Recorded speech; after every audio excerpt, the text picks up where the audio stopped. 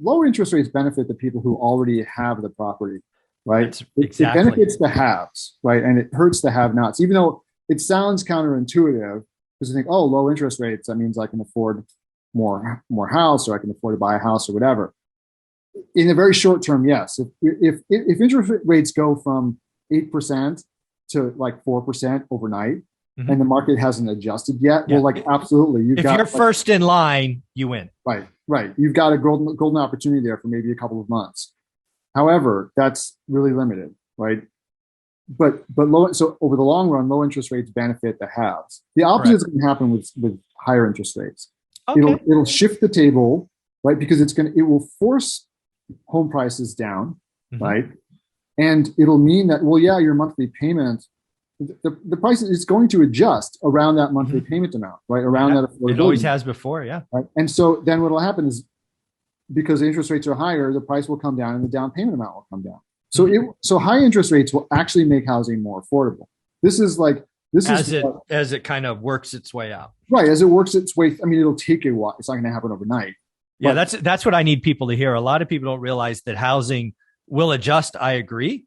Yeah. But people want it tomorrow.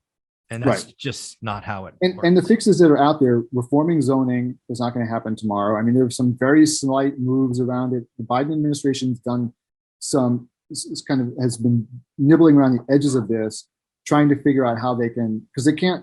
Yeah, they're trying to use carrots. They're trying to. Well, they have to, because the federal government doesn't actually have the power to tell the states what to do about something like zoning. Correct. So they have to try to dangle some carrots in front of them, saying like, "Hey, if you change your zoning, we're going to give you this money," that kind of stuff, right? So they're trying to, increase density, but again, it's up against the people who don't want density, right? I mean, there are people who just don't want it, and it leads to, frankly, leads to other problems. Like if you've got street patterns that are built around one form of housing, sewer systems, right? Lack of public transportation, and suddenly you want to go to like dense zoning, like it's going to cause traffic. It causes strains on systems. Like there's a lot of infrastructure that needs to be built to accommodate it, which is expensive, and people don't want to pay taxes to support it, and then they try to make the developers pay for it, right? So that's another thing that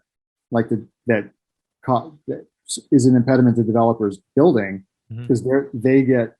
And I wouldn't say this is necessarily wrong, but I mean, like they have to pay for the additional infrastructure that their project is going to cost. Require. Right? Yep. So this is a thorny issue. This is not like an issue that's going to go away anytime soon.